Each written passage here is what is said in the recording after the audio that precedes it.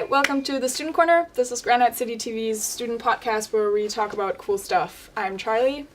I'm Nora. And I'm Fran. And today's topic is going to be adaptations that have come out in the past couple of years, and we're going to be speaking about 3 different films that we think are interesting and worthy to mention. So we're going to kick it off with the new Harry Potter thing that came out. Yeah. Fantastic Beasts and How to Find Them. How did you guys find it? I liked it. I really, I thought the casting was great, and the visual effects, everything was pretty cool, so. Yeah, I also really liked it. It wasn't my favourite, I have to say, No. but I really enjoyed it, especially when I watched it the first time. And you know, all those connections to the books and to the previous films. Yeah.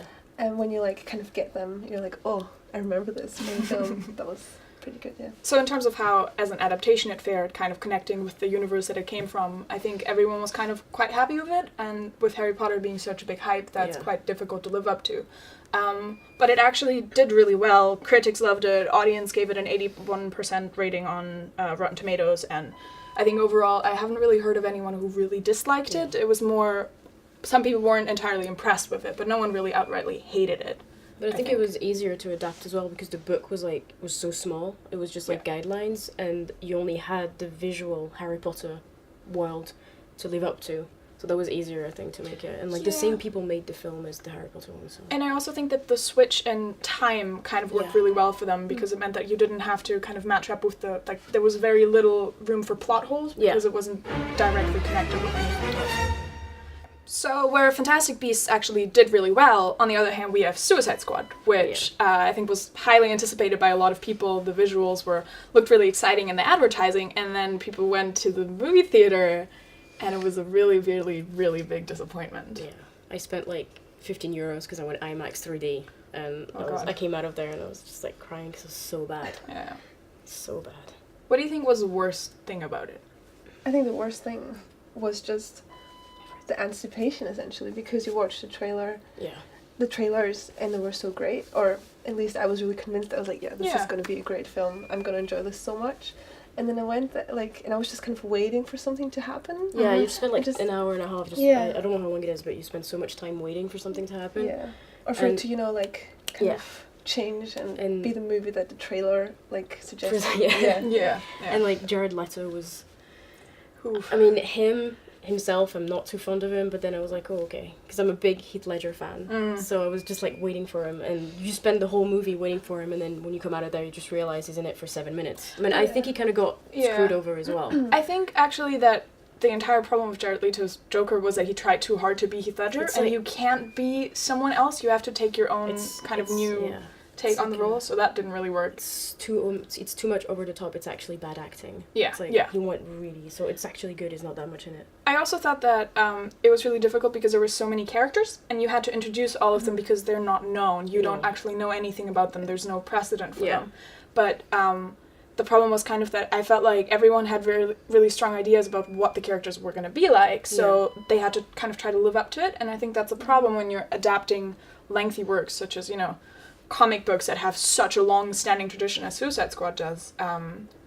So kind of doing that justice can be really daunting, and I think they kind of went over the top because they tried to put too much into one thing. Yeah, there were 2 different tones as well, because they obviously, after Deadpool did so well, they were like, oh, funny works. So they reshot a few scenes, and basically all the funny scenes in the movie were shot after. Yeah. I mean, I don't think they actually said yes to that, but it's probably what happened. So it feels odd, and I don't know, it's really...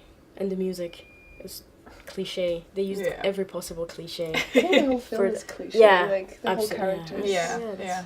I sometimes felt like the visuals were really what counted. So you were sitting in it, and it was really very strongly a writer who had one cool shot in his head, and then ended up making an entire scene just so that one popping candy shot of Harley hitting someone with a hammer. Oh no, get me started on that. But I mean, bringing up Deadpool is a really good example of another adaptation that did incredibly well. I mean, if we look at the statistics, it's insane, because Deadpool actually got a 90% approval rating from Rotten Tomatoes.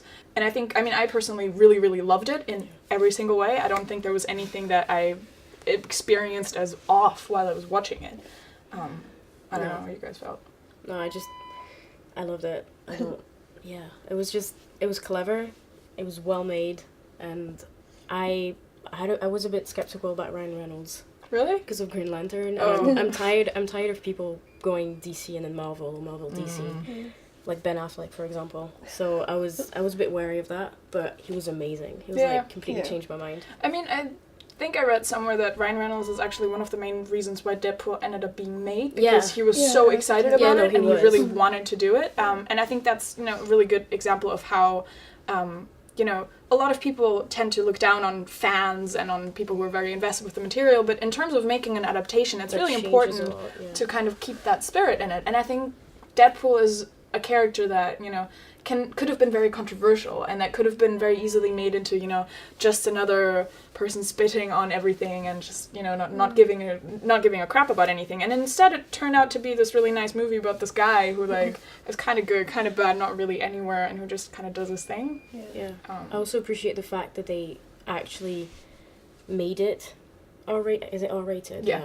That they actually didn't, you know, didn't downgrade it to be like, oh, so we can have a broader audience, because that would have cheapened the movie so much. And it actually been like, I mean, if we look at how much money they made $783.1 million worldwide, which is, I think, the highest R-rated movie. Highest money grossing R-rated the most that any movie that's R-rated has ever gotten, and I mean that's quite a high standard to get to.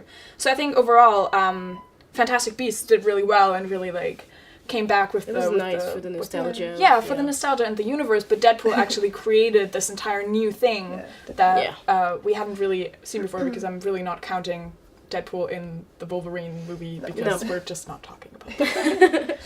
But yeah, I think that wraps up today's episode. So feel free to comment below or come along to our meetings and join us and be in front of the camera and tell us what movies to talk about, because that's what we like to do. Bye!